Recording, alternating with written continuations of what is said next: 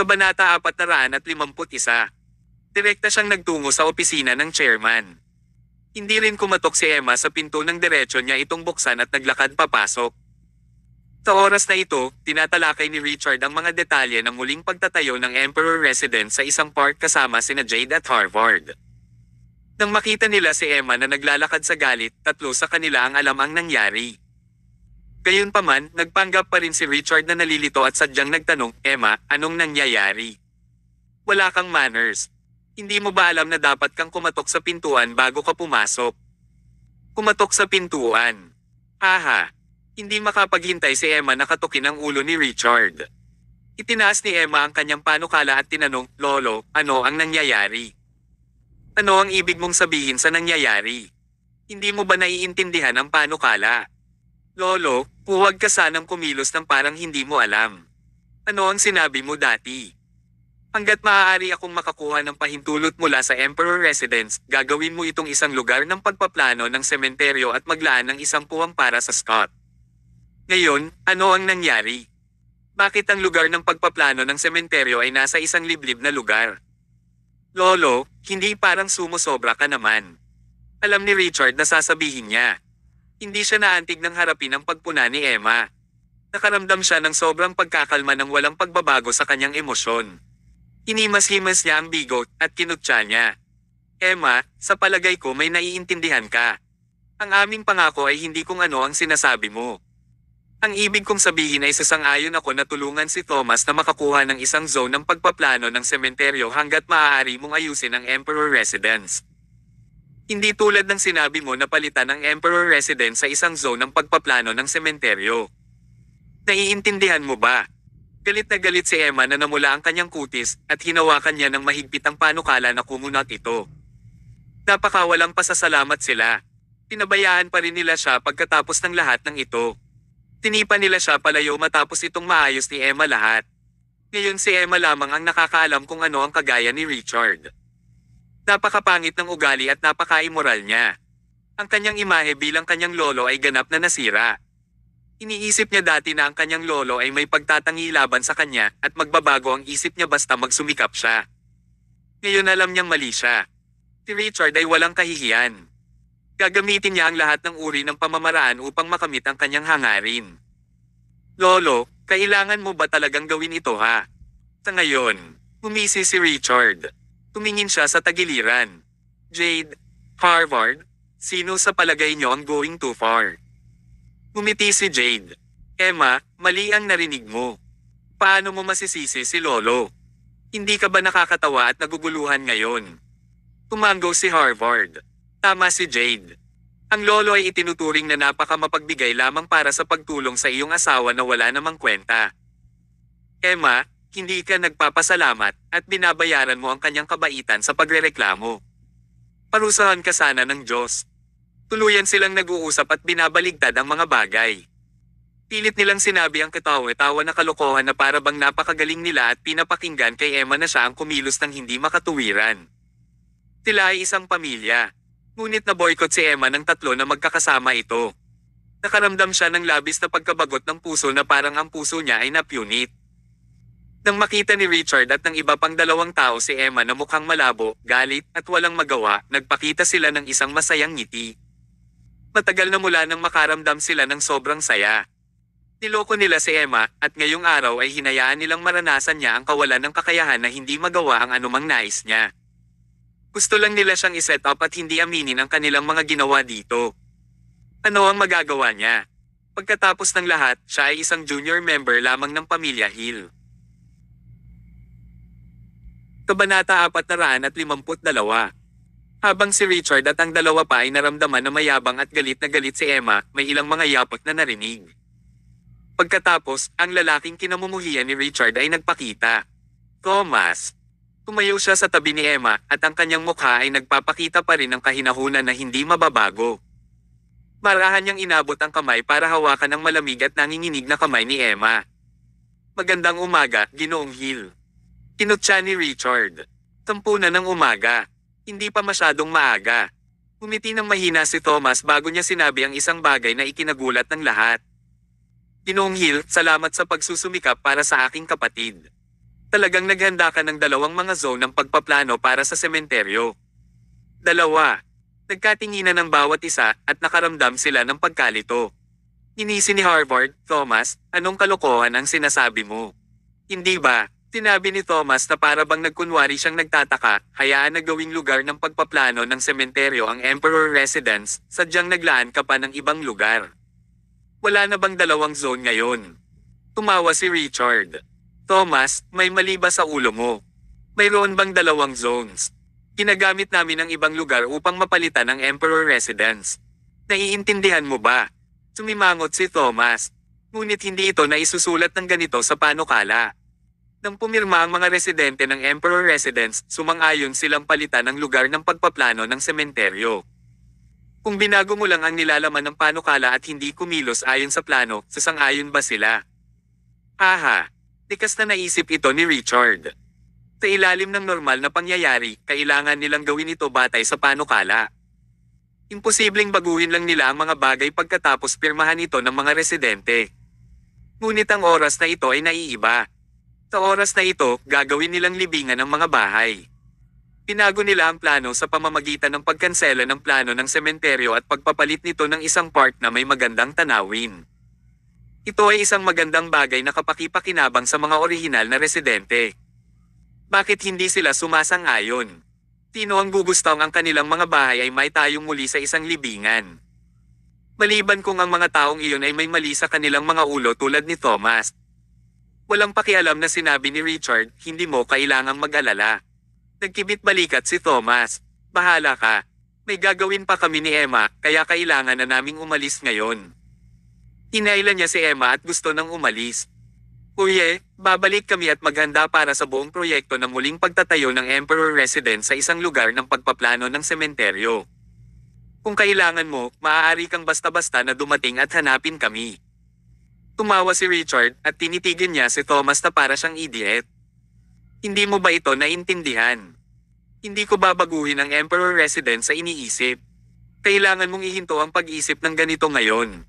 Tumawa si Thomas. Huwag kang masyadong mayabang. Ginoong Hill, mayroon akong isang malakas na pakiramdam na ang iyong plano na gumawa ng isang park ay hindi maaaprobahan. Matapos niyang sabihin iyon, inakay niya si Emma na umalis. Umisi si Richard. Ang kulit niya. Talagang mayroong mali sa utak niya na para na siyang isang tunay na bobo. Naupo siya at tumingin sa Harvard. Ang kasunod na mga usapin ay napakahalaga. Harvard, gumawa ka agad ng draft. Dapat mong gamitin ang pinakamakatwiran, nakakaantig na mga pangungusap upang sumang-ayon ang mga residente sa binago naming plano. Naramdaman ni Richard na sasang-ayon ang mga residente. Pero, palaging maging matalino na maglaro ng ligtas. Walang maaaring mangyari kung mas maingat sila. Okay, Lolo, pupunta ako at gagawin ko ito ngayon. Kabanata 453. Tumayo si Harvard at umalis upang ihanda ang draft. Tinaas ni Richard ang tasa at humigop sa kasiyahan. Nakangisi siya habang nakatitig kay Jade. Pareho ko kayong apo, ngunit Jade, pinapaligaya mo ako, hindi tulad ni Emma. Palagi niya akong ginagalit. Ngumiti si Jade. Lolo, masyadong nakaka-flatter yan. Hoy, huwag kang mag-alala. Nakakahiya na babae ka. Kung ikaw ay isang lalaki, ipapasa ko agad sa iyo ang posisyon ng ulo ng pamilya. Si Harvard ay hindi kasing talino mumula sa iba't ibang mga aspeto. Nag-aalala talaga ako. Lolo, medyo mapusok lang si Harvard. Ang kanyang kakayahan ay hindi masyadong masama. Bamantong hininga si Richard. Mabuti kung mayroon siyang kahit nakapiranggot ng iyong pagiging mahinahon. Sa kabila, galit na bumalik si Emma sa kanyang opisina at inihagis niya sa sahig ang panukala. Malupit niyang tinapakan ito nang may mataas na takong ilang beses binutes ang ilang bahagi. Hindi pa siya nakakaramdam ng ganito dati napaka-uncomfortable. Ang mga tagalabas ay binuli niya dati, ngunit ngayon ay binubuli din siya ng kanyang pamilya. Nakipagtulungan pa sila upang buliin siya. Mas lalo siyang nagdamdam habang inisip. Halos tumulo ang luha niya sa sinabi niya. Agad na lumakad si Thomas at hinawakan siya. Huwag kang umiyak. Ito ang magpapasaya sa kanila. Pinunasan ni Emma ang kanyang luha at masubal na sinabi, ngunit si Lolo at ang iba pa ay masyadong mapang-alis pusta, paano nila ako mabubuli ng ganito? Ayoko na talagang manatili sa pamilyang ito. Thomas, bakit hindi na lang natin kalimutan ito? Ibabalik ko ang 10% na pagbabahagi kay Lolo at makakahanap ako ng matatag na trabaho sa labas tulad ng aking ama. Umiti si Thomas habang hinayaan siyang makaupo. Napakagalit mo lang, kaya't basta-basta ka na lang ng dedesisyon ngayon. Alam mo ba kung ano ang konsepto ng 10% pagbabahagi ng pamilya Hill?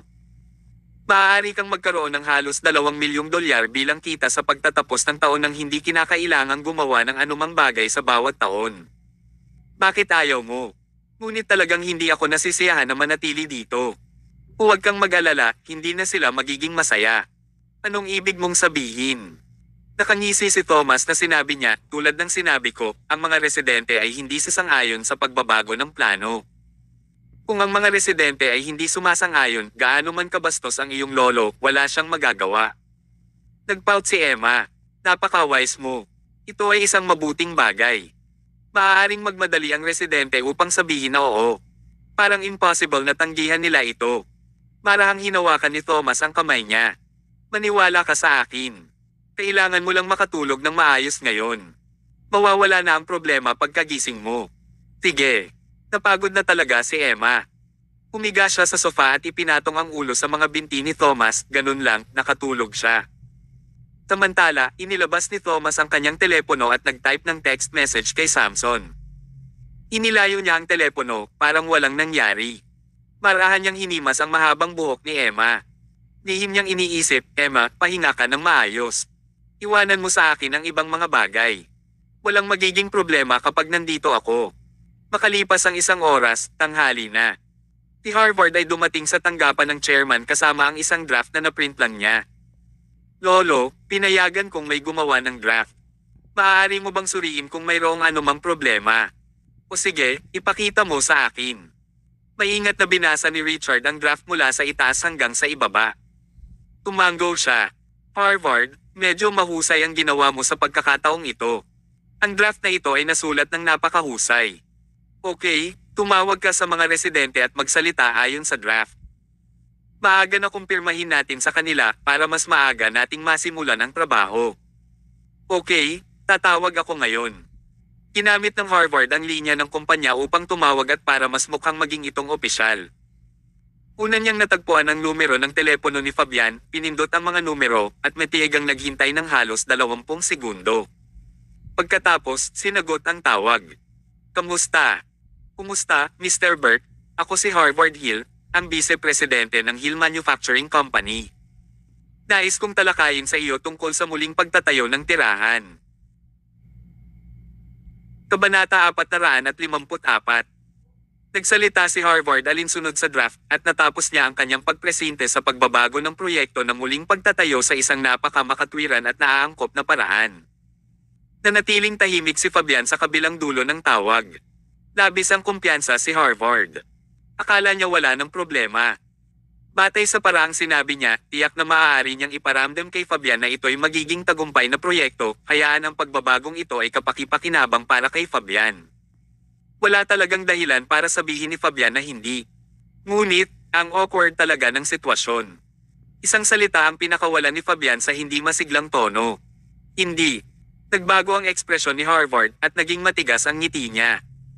Hindi niya maintindihan kung bakit magbibigay ng ganitong sagot si Fabian. Tinanggihan ba niya ito? Bakit? Nababaliw na ba siya?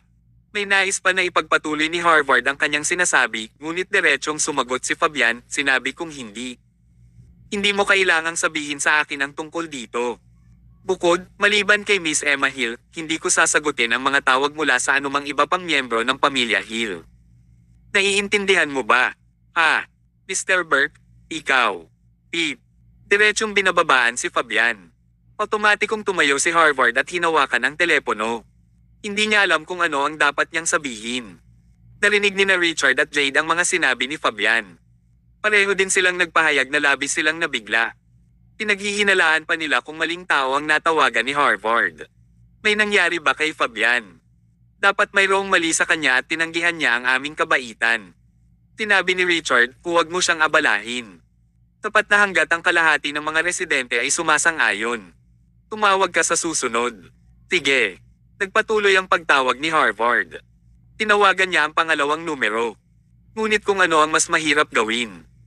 Bago magsalita si Harvard, direktang sinabi ng tao, maliban kay Emma Hill, ang ibang mga tao mula sa pamilya Hill ay wag nang magnais pang pumunta at inisin ako. Naiintindihan niyo ba? Pip. Ang telepono ay naghang. Ano ba? Ang tatlong tao sa silid ay nagkatinginan sa isa't isa sa pagkawala at mukhang hindi sila makapaniwala. Kung sinabi ng isang tao, aksidente ito. Ngunit nang sinabi din ng dalawang tao iyan, maaaring hindi ito aksidente. Nang hindi nagsasayang ng anumang oras, nagpatuloy ang pagtawag ni Harvard sa pangatlong tao at nakatanggap siya ng parehong tugon. Tumawag siya sa 16 na tao at ang kanilang mga sagot ay eksaktong pareho. Tila hindi na kailangan na ipagpatuloy ang pagtawag sa ibang mga tao. Natigilan si Richard at ang dalawa pang tao habang nakaupo sa upuan. Nakasimangot sila at parang naguluhan sila. Bakit? Si Richard ay hindi pa nakakakita ng kakaibang bagay sa kanyang buhay dati. Hindi rin ito mawari ni Jade. Biglang, naisip niya ang isang bagay na napakasama. Kapag ang iba pang mga tao ay nagpunta sa nakaraan, hindi nila ito maayos. Sa sandaling pumunta si Emma, ay natapos niya kaagad ang kontrata. Sinasabi pa ng pangkat ng mga tao ngayon na sasagutin lamang nila ang tawag ni Emma. Ito ay masyadong kakaiba. Lolo, sa palagay mo. Nang hindi pa siya tapos sa kanyang sinasabi, napatigil siya. Sumimangot si Richard. Ano yun, hindi mo natapos ang iyong sinasabi? Anong gusto mo? Hindi, ang bagay na ito ay medyo mahirap sabihin. Ayos lang. Sabihin mo na. Samubo si Jade. Maingat niyang sinabi, Lolo, sa palagay ko ibinebenta kaya ni Emma ang kanyang katawan upang masuyo ang mga residente na ito. Nung sinabi niya iyon, natigilan ang dalawa pang tao. Patuloy na tumango si Harvard. Tama ka. Ito ay possible. Kung hindi man, hindi ko talaga maipaliwanag kung anong nangyayari ngayon. Napapikit si Richard at nag-isip saglit bago niya imulat ang kanyang mga mata at muling bumantong hininga. Huwag ka nang magsalita ng kalokohan. Banata 455. Kung tatanggi ang isa o dalawang residente, maniniwala ako sa posibilidad na ito. Ang problema ngayon ay ang lahat ng 30 residente na nais si Emma ng sabay, kaya't hindi ito ganoon kadali. Bukod dito, sa 30 taong ito, may mga kababaihan at matatanda na halos 70 taong gulang. Paano nila nagawa ang ganoong bagay? Huwag na huwag kayong magsasalita tungkol dito. Naiintindihan nyo ba? Tumango sina Jade at Harvard. Tinamumuhian ni Richard si Emma, ngunit siya pa rin ang kanyang apo sa dugo. Kung nasira ang kanyang reputasyon, hindi lamang tungkol kay Emma ito. Ang buong pamilya Hill ay masisisi rin. Sa makatuwid, hindi pinayagan ni Richard na mag-usap ng kalokohan sina Jade at Harvard tungkol dito. Nag-isip siya sandali, ngunit hindi niya mawari ang dahilan. Siyempre, ito ay dahil ang susi sa problema ay hindi kay Emma. Kasama ang asawa ng kanyang apo, si Thomas. Maling direksyon ang nakuha niya mula sa simula, kaya paano niya ito maiisip? Bumantong hininga si Richard. Nakaramdam siya ng labis na galit, ngunit kailangan din niyang tanggapin ang katotohanan. 30 residente ang tumanggi sa amin. Mukhang hindi mababago ang proyektong ito ng muling pagtatayo. Tumayo siya. Fair na. Pumunta tayo sa tanggapan ni Emma. Ang 3 sa kanila ay dumating sa tanggapan ni Emma. Pinuksan nila ang pinto at pumasok sa opisina niya nang hindi man lang kumatok. Pagkatapos, nakita nila si Emma na nakahiga sa mga binti ni Thomas habang mahimbing na natutulog. Tina Richard at Thomas ay nagkatitigan sa mata. Likas na alam ni Thomas kung bakit sila narito. Marahan niyang sinabi, si Emma ay natutulog na ngayon. Kung nais niyong kausapin siya, mangyaring umupo kayo at maghintay. Kung maglakas loob ka upang gisingin si Emma, hindi ka magtatagumpay sa bagay na nais mong gawin. Kinutya ni Richard. Hindi lang iyon ang pakay ko. Kaugnay din ito sa'yo, Thomas. Tumawa si Thomas. Kahit na ang lugar ng pagpaplano ng sementeryo ay hindi maitayo, ayos lang. Hindi ito isang malaking bagay para sa akin. Ngunit, kung nabigo ang muling pagtatayo ng Emperor Residence, imposible para sa iyo na muling kumbansihin ang mga residente. Alin ang mas mahalaga, dapat mong malaman ito ng malinaw, Mr. Hill. Panalo. Umupo si Richard. Dahil walang ibang mga upuan sa opisina, sina Harvard at Jade ay kailangang tumayo. Teka lang. Naghihintay lang sila. Tulad din ng subordinate na matiyagang nag-aantay para sa Reyna sa labas ng silid, hinihintay din ni Richard at ng dalawa pang tao ang paggising ni Emma. Ngunit, mahimbing pa rin ang tulog ni Emma. Nakatulog siya ng diretsyo ng 3 oras. Umangon si Emma at kinuskos ang namumula niyang mga mata ng bandang 3 ng hapon. Maaaring nagising siya dahil nagutom siya o nagkaroon ng sapat na tulog. Labis na pagod ang inabot ni Harvard. 3 oras siyang nakatayo. Hindi ito biro. Hindi siya ganun tumayo kahit noong nag-aaral siya sa military school dati. Sa pagkakataong ito, napakatagal niyang tumayo na nanginig ang kanyang mga binti at halos manhid. Emma, sa wakas ay nagising ka na. Pinahintay mo ng matagal si Harvard, Jade, at ang iyong lolo. Nagulat si Emma. Napatingin siya kina Harvard at Jade na nakatayo sa isang sulok bilang parusa, pati na rin si Richard na mukhang galit. Hindi pa niya alam kung ano ang nangyayari. Ano ulit ang nagawa niyang mali? Ano? Nakatulog lang siya. Hindi nila masabing nilaktawan niya ang isang araw ng pagtatrabaho, tama ba? Lolo, bakit ka nandito sa opisina ko? Haha, Emma, sobrang mapakunwari mo diba? Malamig ang ekspresyon ni Jade habang sinabi niya, hindi mo ba alam kung bakit kami narito sa iyong office? 3 oras din siyang tumayo. Namuhay siya dati sa isang spoiled at pampered na buhay, kaya't hindi pa siya nagduso mula rito. Ngayon, siya ay puno ng galit at ilalabas na niya ang kanyang galit anumang oras. Tumayo agad si Emma. Jade, hindi ko talaga alam kung ano ang pinagsasabi mo. Kinutya ni Jade. Tumalikod siya at hindi pinansin si Emma. Sa huli, dahan-dahang sinabi ni Richard, Emma, tapos ka na ba? Kung nasiyahan ka, mabilis na natin tapusin ang trabaho ngayon. Limitado ang pasensya ko. Mas mabuting kumilos ka. Kabanata 456. Nagmamakaawa ba sila ngayon kay Emma para saya ay makatulong? Palihim ng inisyo ni Thomas. Anong oras na ngayon? Bakit ang arrogant pa rin nila? Tumayo siya at hinawakan ang kamay ni Emma bago siya magtangkang maglakad palabas. Kaya dahil dito, nabigla sila Richard at ang dalawa pang tao. Nagbibiro ba siya? Pinarusahan sila na tumayo ng 3 oras upang maghintay hanggang sa magising siya. Ngunit, agad siyang aalis ngayon. Thomas, anong ginagawa mo? Balisa na sigaw ni Richard. Walang pakialam na sinabi ni Thomas, nagtataka ako kung bakit mabaho ang opisina. Nagtataka ako kung sino ang immoral na tao. Siya'y hindi direktang pinagagalitin sila. Sinasabi ba niya na ang mga salita ni Richard ay parang utot? Puno ng puot ang puso ni Richard. Desperado siyang putulin na si Thomas, ngunit kailangan niyang tiisin si Thomas dahil nais niyang humingi sa kanya ng tulong sa oras na ito. Dapat muna niyang tiisin ito bago niya muling pag-usapan ang iba pang mga bagay. Huminga muna si Richard bago niya sinabi, sige, titigil ka na rin sa pag-abala ngayon, Thomas. Hanggat handa si Emma na tawagan ang mga residente at ipaliwanag ang sitwasyon, hindi magbabago ang ating plano. Hahayaan na lang natin silang lumipat sa tamang oras. Napatulala pa rin si Emma. Hindi ba naayos na? Bakit kailangan kong tumawag muli? Biglang napatawa si Thomas. Dahil ang ibang mga tao ay grabe magtrabaho. Ang mga residente ay pumirma na at ang trabaho ay maaaring gawin ayon sa schedule. Ngunit, ang ilang mga tao ay tumawag sa mga residente at sinabi na nais nilang baguhin ang plano. Baka galit yata ang mga residente. Ang ilan sa kanila ay hindi pa alam ang proposals na napirmahan ni Lagdaan. Tama ba ako? Ito na yon. Malamig ang ekspresyon ni Richard. Emma, nais lang nilang makatanggap ng mga tawag mula sa iyo. Maaari ka lamang tumawag at magpaliwanag ng kaunti. Maliit na bagay na lang iyon. Sa oras lamang na ito na malinaw na naririnig na ito ni Emma. Ang kwento ay maaaring nais ni Richard na iset up siya, ngunit maraming mga pagkalugi ang dinanas niya. Nabigo siyang iset up siya, at marami pang mga tao ang nagalit sa kanya. Ngayon, hindi kinilala ng mga residente ang kanilang mga pirma. Haha, bakit malakas pa rin loob niyang humingi ng tulong sa kanya? Teka, hindi siya nagmamakaawa sa kanya.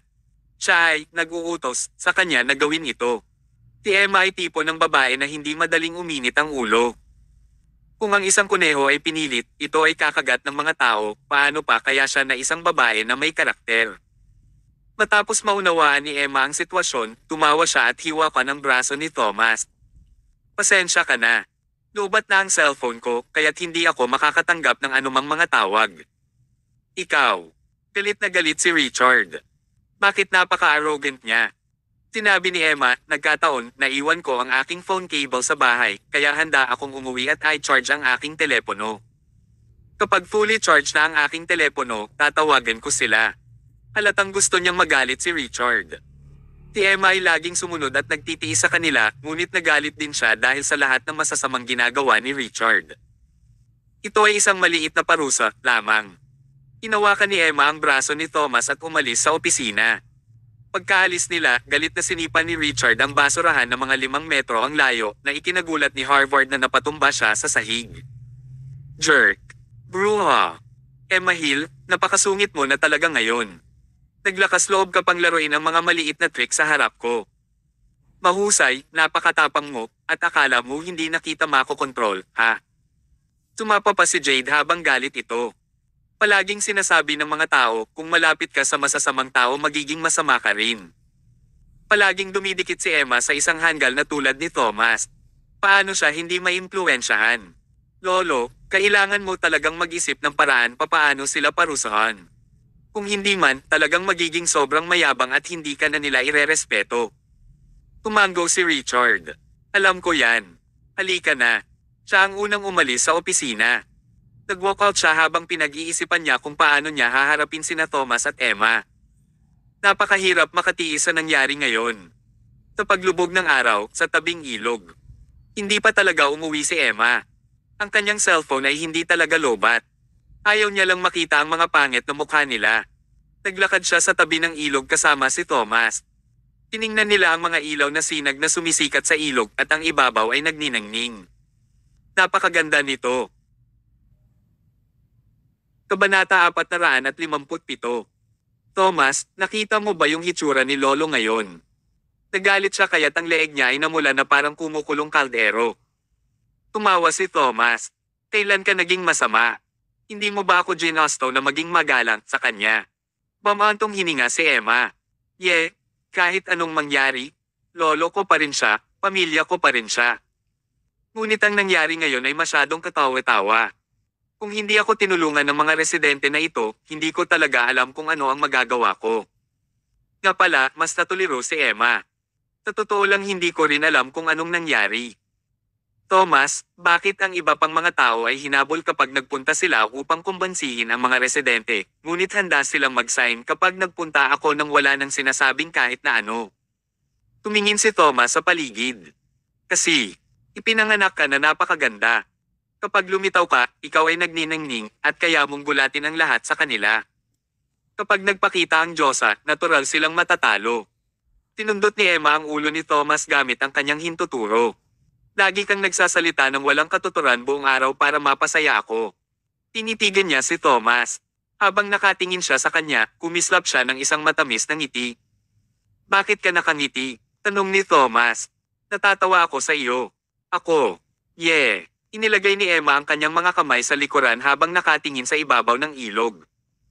Naaalala ko pa noong una kang bumalik mula sa West Coast, ang tahimik mo at ayaw mong magsalita at ngumiti. Sa oras na iyon, talagang natatakot ako sa iyo. Palagi kong naisip na mayroon kang marahas na pag-uugali. Ngunit, kamakailan ko lang nalaman na. Tom, nagiging mas madaldal ka na ngayon. Gusto mo na rin ngumiti kamakailan lang. Nagsasalita ka rin ng mga kalokohan tulad ng ngayon. Hindi ko masyadong iniisip ito sa ilang mga buwan na ang nakakaraan. Oo, sino ang makakaisip na ang God of War na pumatay ng walang pag-aalinlangan ay magiging warm balang araw?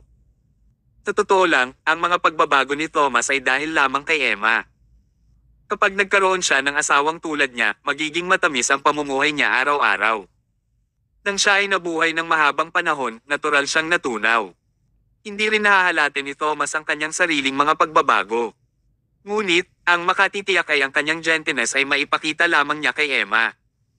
Kapag nakaharap sa kaaway, siya pa rin ang God of War na kinatakutan ng mga tao. Habang nag-uusap silang dalawa, biglang nagring ang cellphone ni Thomas. Si Aderi iyon. Aderi. Sa gayon, Thomas Mayo, nakakakita ka ba ng ibang babae sa labas?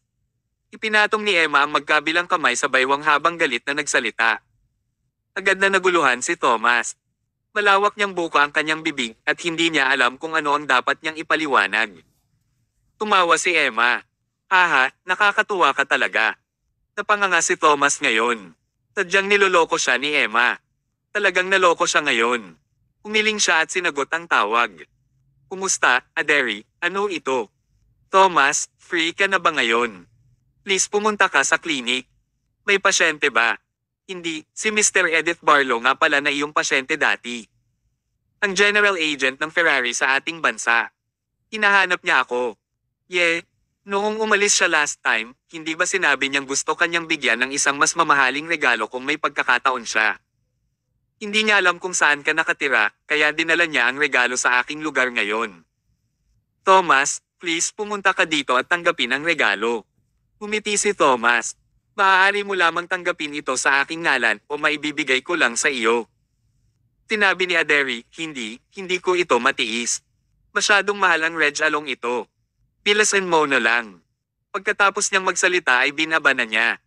Bahagyang sumimangot si Thomas. Napakaraming araw na pwedeng tumawag, ngunit sadya pa ring sinugod ni Edith at inihatid ang regalo. Bakit kaya? Kabanata 458. Matapos umalis si Thomas sa tabing ilog, kumuha siya ng taxi at sumugod sa klinik ng Owen family. Nakita niya ang isang malaking pulang tela na may takip mula sa malayo. Nang siya ay pumasok sa klinik, masayang nilapitan siya ni Edith. Si Dr. Mayo, narito ka na sa wakas. Napakatagal mo akong pinaghintay. Umiti si Thomas. Mr. Barlow, mayroon bang hindi mo na maaring itago ni Aderi? Dagdag pa, kailangan mo ba itong ibigay sa akin ng personal? Umiling si Aderi. Ang Reg Along ito ay incredible. Hindi ko kayang angkinan ito. Mukha namang naguluhan si Thomas. Ginawa nila itong nakakagulat. Nagtataka siya kung anong uri ng mabuting bagay ang dinala ni Edith. Inakay siya ni Edith papunta dito. Tinuro niya ang pulang tela. Itaas ito at ipakita kay Dr. Mayo. Ang kanyang mga subordinate ay kaagad na sumulong upang iangat ang malaking pulang tela at isang burgundy streamline na supercar ang ipinakita. Ito ay isang convertible Ferrari supercar. Ang pintuan ng kotse ay maaaring buksan tulad ng isang butterfly. Ang katawan ng kotse ay hugis S at ang chassis nito ay napakababa. Sa burgundy advanced na spray paint, nakalantad ang pagiging marangal nito. Kahit na ang mga taong hindi alam ang mga kotse ay nakakita ng ganitong uri ng kotse, malalaman nila na napakamahal nito. Hanggang sa $1 billion o $10 million. Sa totoo lang, mayroon ng isang Ferrari si Thomas sa bahay. Kung nagmamayari siya ng isa pa, paano niya dapat ipaliwanag sa kanyang asawa kung nakauwi na siya? Isa pa, ang nasa bahay ay isang supercar. Ito ay lubos na komportable kapag siya ay karaniwang nagmaneho nito. Ang supercar na ito ay iba. Ito ay isang classic supercar na mukhang hindi ka panipaniwala kapag minamaneho ito. Ngunit, hindi ito angkop upang mabuhay ng isang ordinaryong buhay. Sinabi ni Edith, Dr. Mayo, ang kotseng ito ay ipinatupad kasama ang huling makina batay sa Ferrari 458. Ang supercar na ito ay na-customize para sa iyo at ito lang nag-iisang klase sa buong mundo. Hindi ito masusukat gamit ang pera. Ito ang totoong walang halaga na kayamanan. Awkward na sinabi ni Thomas, Mr. Barlow, sobrang mahal ba? Hindi. Hindi naman ito mahal. Dr. Mayo, iniligtas mo ang aking buhay. Kung wala akong inilabas, hindi ba nangangahulugan na ang aking buhay ay hindi sulit? May punto naman siya sa sinabi niya. Walang tao ang hindi gugustuhin ng isang supercar, pabayaan ng isang lalaking may natitirang outstanding racing skill tulad ni Thomas. Sa totoo lang, nais ni Thomas na bumili ng isa at itago ito sa bahay. Ngunit, natatakot siyang hindi niya maipaliwanag matapos siyang umuwi. Kaya, pinigilan niya ang kanyang sarili na bilhin ito. Hanggat siya ay isang tao, magkakaroon siya ng isang bagay na gusto niya at magkakaroon din siya ng kahinaan. Kahit na hindi materialistic si Thomas, mayroon pa din siyang isang bagay na nagustuhan niya. Ang mga kotse at supercar ang paborito ni Thomas. Hindi talaga alam ni Edith ang tungkol dito. Nagkataon lang na binigyan siya ng Reg Along na gustuhan niya. Mula sa kanyang pananaw, ang pagbibigay sa isang tao ng isang supercar ay tiyak na hindi pagkakamali. Sa katunayan, inilagay niya ang tamang pusta. Inaplos ni Thomas ang katawan ng kotse. Labis niyang nagustuhan ito, at ang kanyang mga mata ay nagningning. Ang God of War ay isang tao rin. Makakaramdam din siya ng pagkahumaling kapag nakakita siya ng isang bagay na gusto niya. Hindi man sabihing natanggap niya ang kotseng ito nang walang anumang pagkakasala. Dr. Mayo, dapat mong tanggapin ito. Tatanggapin ko lang ang iyong pagiging totoo mo. Habang naghahanda si Thomas na sumakay sa driver's seat at subukan ang performance ng kotse, bigla niyang narinig ang ilang mga tunog ng makina. Isa pang itim na Lamborghini ang hinimok at tumigil ito sa tapat ng Ferrari.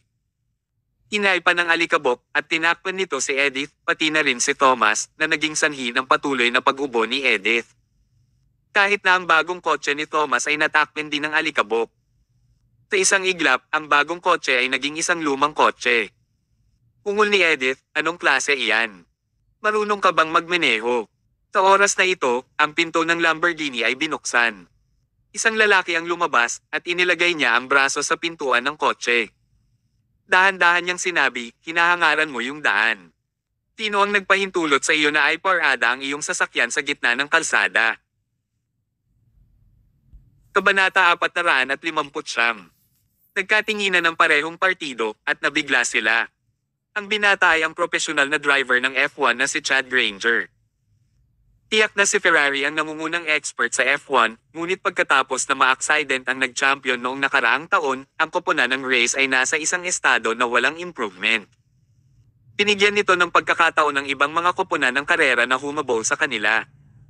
Ang team ng Lamborghini ay nalampasan ng iba pang mga koponan at ang pagkakaiba sa pagitan ng Lamborghini at Ferrari ay napakaliit na lamang. Espesyal na ginugol ni Lamborghini ang isang malaking halaga ng pera upang mag-hire ng expert driver. Sa individual na karera, ang kampyon ay patuloy na kinuha ng team ng Lamborghini. Si Ferrari ay lumalala. Sa pagkakataong ito, nagkita ang mga kalaban. Hindi inaasahan ng Ferrari na makilala ang opisyal na driver ng F1 ng koponan ng Lamborghini sa ganitong uri ng lugar. Masungit na sinabi ni Edith, binata, huwag kang masyadong mayabang. Huwag mong isipin na magaling ka na kapag nagmamaneho ka ng sirang kotse. Sa oras na ito, isang nakakapagod na boses ang nagmula sa Lamborghini. Nasira ang aking sasakyan, ngunit mas mabuti pa rin ito kaysa sa iyong sasakyan. Isa pang lalaki ang naglakad palabas. Ito ay si Flint Hogan, ang general agent ng Lamborghini sa bansa. Si Edith at Flint ay nakikipagkompetensya sa bawat isa sa iba't ibang malalaking okasyon. Ang dalawa ay nagkaroon na ng masamang relasyon sa isa't isa. Nagkataon na nagkita silang muli sa ganitong uri ng lugar ngayon. Tinulyapan ni Flint ang bagong kotse ni Thomas at sinabi na may paghamak, ang Ferrari ay outdated trash na. Hindi ka ba nahihiya kapag nagmamaneho ka ng ganitong kotse?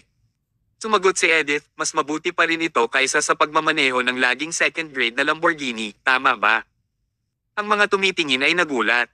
Mayroong Ferrari at Lamborghini. Haha. Ito ay magiging isang pangarap sa buhay na magmaneho ng alinman sa kanila. Bakit ito magiging basura? Ito ay dahil pareho nilang ayaw ang isa't isa. Sa oras na ito, pumunta si Thomas upang panasan ang alikabok sa kotse. He said with an unfriendly tone, ayaw ko makagambala sa inyong dalawa. Ngunit, nadumihan mo ang aking sasakyan. Kailangan kong makisingit dito. Tumawa si Flynn. Makisingit? Paano ka makagambala? Sino ka ba? Mariing tiningnan ni Thomas si Flynn. Nakatingin ka ba sa akin? Bakit mo ako tinitignan? Kahit na tumingin ka pa sa akin, hindi nito mababago ang iyong kalidad ng pagiging basura. Ang isang masamang tao ay nagmamaneho ng isang basurang kotse. Perfect match ito. Bumalik si Flint sa sasakyan at kumaway siya kay Chad. Halika na. Oo. Sumakay kaagad sa sasakyan si Chad, pinapagana ang makina at naghanda na para umalis. Agad ding sumakay si Thomas sa sasakyan ng walang sinabi. Pinapagana na rin niya ang makina. Natigilan si Edith. Dr. Mayo, ano ang pinaplano mong gawin? Kumaway si Thomas kay Edith. Sumakay ka sa kotse. Mukhang tulala si Edith nang sumakay sa kotse. Tinapakan ni Thomas ang accelerator at direktang hinabol ang Lamborghini sa harap. Mukhang makakahabol si Thomas sa kanila upang makakuha ng paliwanag. Dr. Mayo, ano ang gusto mong gawin? Bayaran nila ang kanilang ginawa. Ano man ang ginawa nila sa aking sasakyan, ibabalik ko ito. Ang minamahal na kotse ni Thomas ay ininsulto. Hindi niya ito binitawan. Ngunit, Dr. Mayo, sila ay mga profesional na driver ng F1. Nagmamaneho din sila ng isang supercar. Paano ka makakahabol sa kanila? Sa tingin ko hayaan mo na lang. Magkakaroon tayo ng pagkakataong. Bago matapos ang pagsasalita ni Edith, higit na tinapakan ni Thomas ang accelerator upang mabilis na sumugod. Ang kalaban ay nagmamaneho ng isang supercar, ngunit si Thomas ay nagmamaneho din ng isang supercar. Ang mga palabas sa kotse ay hindi gaanong nagkakaiba sa nangyayari dito, kaya nakikipagkumpetensya sila sa kanilang mga kakayanan. Si Chad ay isang profesional na driver ng F1, pero tiwala si Thomas na kaya Noy ang talunin sila. Kabanata 460. Sa kalagitnaan ng kanilang pagmamaneho, nakita ni Chad ang Ferrari na hinahabol sila mula sa rear side mirror. Hindi niya maiwasang makaramdam ng kasiyahan. Aha, isang asong ulol. Naglakas loob siyang sundan tayo. Ang ignorante niya. Tinadyakan niya ng matindi ang accelerator at biglang bumilis ito. Naiwan ang Ferrari sa likuran. Pagkatapos ng lahat, siya ay isang profesional na driver ng F1. Ganap na naiba si Chad sa pamantayan ng driver na nakilala ni Thomas dati. Walang problema para kay Chad ang magmaneho sa isang tuwid na kalsada. Maaari pa siyang makagawa ng halos perpektong pagliko. Gayun din, ang performance ng Lamborghini ay napakalakas na nagpatuloy kay Chad na manguna sa daan. Kaya, hindi man lang makahabol si Thomas. Sa huling kotse, patuloy na iling ni Edith ang sasakyan niya. Dr. Mayo, bakit hindi mo ito nakakalimutan? Bagaman hindi ka panipaniwala ang iyong mga medical skills, profesional ang kanyang mga kasanayan sa karera. Sumuko na tayo, okay. Alam ni Edith na hindi siya kayang talunin ni Thomas. Sa kabilang banda, kinatakutan ni Edith na may gagawin si Thomas na hindi makatuwiran dahil sa galit nito. Mabilis silang nagmamaneho ngayon sa highway. Kung nagkamali si Thomas sa pagmamaneho, magdudulot ito ng isang serye ng mga nakakatakot na kahihinatnan sa napakabilis na sitwasyon. Ang mga pag-crash ng kotse at ang mga taong namamatay ay pwedeng mangyari sa isang iglap lamang. Sa makatuwid, takot na takot si Edith. Hindi na siya makapaghintay na puntahan at kunin ang manibela upang pilitin na huminto si Thomas. Ngunit, hindi niya ito ginawa. Kung talagang hinawakan niya ang manibela, baka mamatay siya anumang oras. Ang sitwasyong ito ay tumagal na, at ang distansya sa pagitan ng dalawang kotse ay halos mananatiling pareho pa rin. Si Chad sa harap ay nakaramdam din ng kaunting pagtataka. Sa totoo lang, gumamit na siya ng maraming kasanayan sa karera ng F1. Kung ang kalaban ay isang ordinaryong driver lamang, marahil ay itinapon siya hanggang sa hindi niya makita ang mga headlights nito. Gayunpaman, maaari pa rin siyang sundin ni Thomas. Nangangahulugan ito na ang kanyang skill sa pagmamaneho ay hindi ordinaryo. Haha, ang batang ito ay may kakayahan. Ngunit huwag hamanin ang aking career sa iyong hobby. Hindi ka pa rin qualified makipagkompetensya sa akin. Si Chad ay mukhang seryoso at gumamit siya ng higit na mga skill. Mas bumilis ang pagmaneho niya nang lumiko sa isang sulok at mabilis na nagmaneho pa. Samantala, walang posibilidad na maabyutin ng Ferrari sa likuran. Walang gaanong pagkakaiba sa pagganap sa pagitan ng Ferrari at Lamborghini. Sa makatuwid, ang kanilang mga performance sa tuwid na kalsada ay hindi gaanong nagkakaiba. Patuloy lang na inaapakan ni Thomas ang accelerator. Kung kailangan ng isang magwawagi, mas makabubuting makipagkompetensya sa mga kasanayang lumiko sa isang sulok. Mula sa aspetong ito, mas may kakayahan si Chad. Pagkatapos ng lahat, hindi isang profesional na driver si Thomas, kaya't magmumukhang mas mabagal siya sa tuwing nagkakarera sila. Palayo ng palayo ang distansya nila ngayon. Inisya ni Chad. Basura. Gusto mo pa bang makipagkompetensya sa akin? Magaling ka rin ba? Sa huling kotse. Nang makita ni Edith ang Lamborghini na lumalayo na sa unahan, nagbuntong hininga siya. Naisip niya na dapat sumuko si Thomas. Matapos ang lahat ng mga pag-ikot na ito, hindi matalo ni Thomas si Chad sa tuwing lumiliko sila.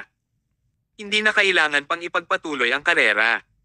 Gayunpaman, ang mga mag-aaral ni Thomas ay lumiliit at hindi niya sinasabing, Mr. Barlow, please umupo ka ng maayos. Ako ay mag-overtake sa susunod na kanto. Nabigla si Edith. Nagbibiro ba siya? Overtake. Magaling na kung makahabol siya. Gusto pa ba niyang abutan ang mga ito? Si Thomas ay humakbang ng mas malakas sa accelerator maximum at ang Ferrari ay pinatalsik tulad ng isang rocket. Lumiliit ang distansya. Natigilan si Chad. Mabait na bata, hindi ka pa rin sumusuko. Tama yan, hayaan mo akong magturo sa iyo ng leksyon sa susunod na sulok. Mabilis niyang pinahihit ang manibela at nilalaro ang isang napakahusay na skill sa pag-ikot. Ngunit, ang kinalabasan na ito ay ganap na naiba mula sa mga nakaraang pag-ikot.